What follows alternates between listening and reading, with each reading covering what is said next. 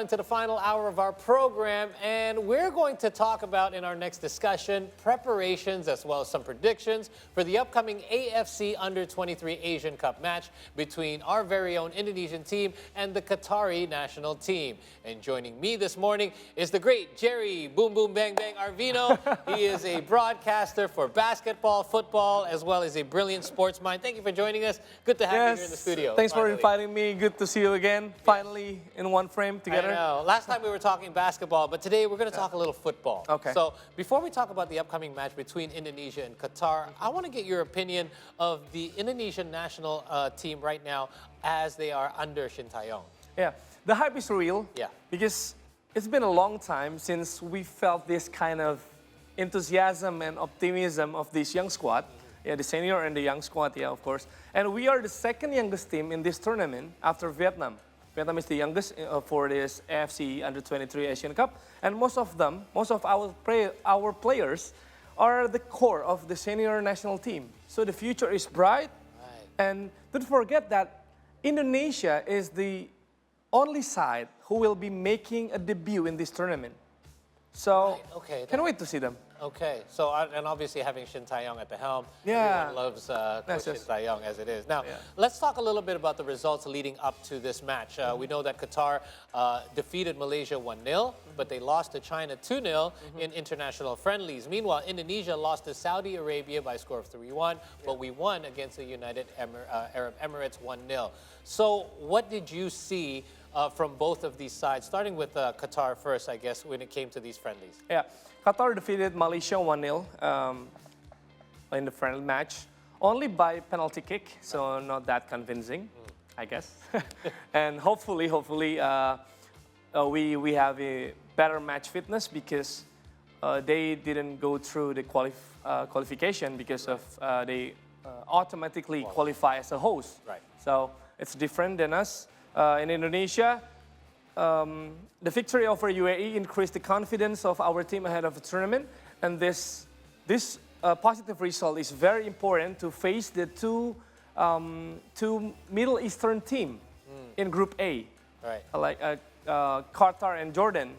So that's why Indonesia chose Saudi Arabia and UAE as the preparation. So it's quite similar. Right. And compared to the last game against Saudi Arabia, Coach Shin made a number of changes, and he has simulated the primary lineup to face Qatar in the opening match.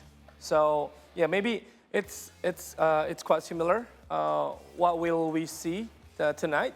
And he is happy with the performance and believes that our performance has improved compared to when we lost 1-3 against Saudi Arabia. Right. So again, many Indonesians, including myself, feel in Shin Tae-yong we trust. Yeah. How important is having him helming this squad, and what strategy do you think that he'll be implementing for this evening's match? Yeah, Shin Tae-yong is very popular. Yes. Yeah, his factor is very important, and he's going through an impressive qualifying campaign because we are on the right track and we're just one win away to qualify for the round 3 of FIFA World Cup 2026. Yes. And of course, we already made history by reaching round of 16 in Asian Cup for the first time ever in our history.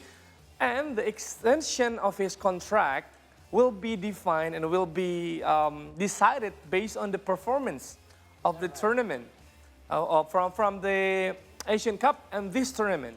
Okay. Asian Cup, we reached the target by going through the group phase and qualify for the knockout round. Same as here, the target of this team is qualify from the group. It's kind of tricky, but yeah.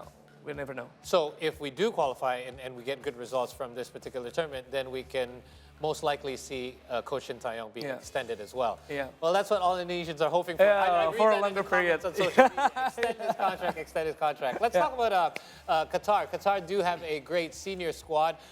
Their under-23 lineup, though, may not be on par. They also failed to qualify for the group phase back in 2022, and they have never actually won the competition. So do you think, now that we do have a bit of momentum on our side, that we do have a chance of taking them down in this next match? Yeah, the chance is always on. I was there, and looking at our qualifying stage result, we won over Chinese Taipei and Turkmenistan without even conceding once. So it's really important. It's not only win by 9-0 and 2-0. It was a first win over Turkmenistan since 2012. So it's kind of historic. Yep. So we have a good chemistry between the players because they have been playing a lot of tournament together, and we have better mentality now because they get experience by playing abroad. So on the other hand, Qatar experienced a decline, at least for the last two editions, not going through, and failed to win in the opening match versus Syria and Iran. So maybe there will be the third time they couldn't win a match in the opening match. But they are the host, so it's kind of tricky. Yeah, because as a host as well, you do have like that home kind of home feeling on your side, right? Yeah, home field advantage. So I'm going to get your prediction right now. What do you think the score is going to be like? Who's going to come out on top? And if you have any kind of predictions as to who you think might be a key player in this match?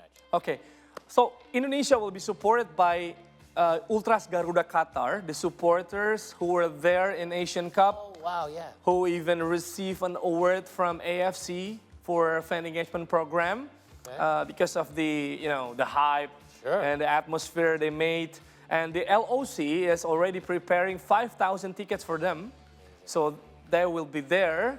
So with the support of them, the quality of our young players, the recent performances, hopefully we can win by 2-1. Okay. Maybe, or at least a draw. Okay. So a draw versus a host will boost our confidence. It will still put us in a good position, I think. And we hope so. Okay, so we know how successful, back to Coach Shin Tae-yong, we know how successful he's been with the senior squad. We have an amazing team, a great couple of performances in the last couple of matches as well.